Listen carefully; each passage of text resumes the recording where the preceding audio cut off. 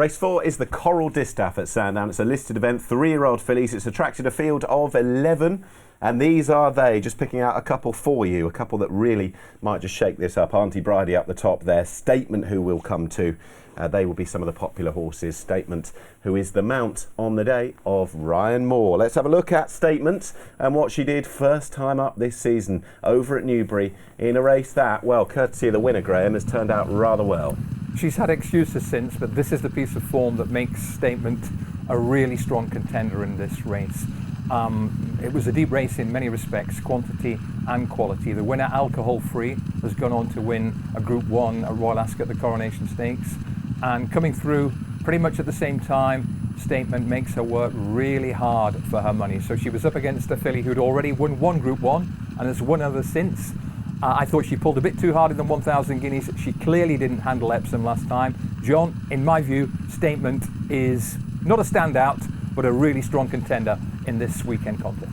Yeah, I really fancied her at Epsom, and just absolutely nothing went right. As you say, she didn't act on the track. She got away badly. She actually stuck on okay, but if she can reproduce that form from Newbury, and indeed the 1,000 guineas, she's not going to be too far away at all. She's the obvious selection for me.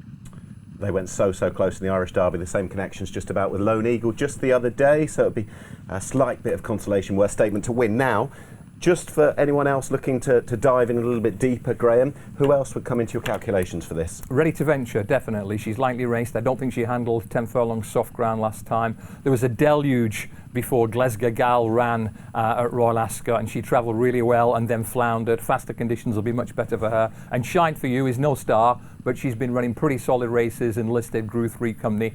But if Statement returns to the Newbury form, she is most definitely the one to beat in this race. John, just talk us through, Statement aside, any others that catch the eye? Well, the one or two interesting ones there that are rated in double figures who might be able to ascend into 3 figures off the back of whatever they do there. Sanita's interesting for the Gosdens. I think she might improve. She's been tilting at some quite big windmills thus far in her career. I think Auntie Bridie's interesting as well. Did too much in that Fred Darling Stakes, but was a hold-up horse when trained by Jim Bolger and Ireland. So interesting to see what they do with that one tactically. If she can come back to something like her best, she might not be too far away. 11 runners, Graham. 4 of them make up the shortlist, but who are they and in what order? I'm going to go Statement, Ready to Venture, Glasgow Isle and Shine For You. That'll be 11, 6, 3 and 10. Over to you, John. Who are you for? Well, I've got Statement, but one or two interesting ones down as far as the places are concerned. Auntie Bridie for the reasons given. I quite like Seattle Rock as well, who might be able to get into a decent position tactically in the race and just track the pace, which might not be overly quick.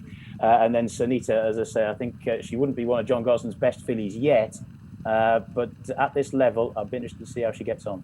Race 5 then is, of course, the Coral Eclipse, the big one, but the race before that is the one we've just looked at, the Coral Distaff. Race 4 at Sandown.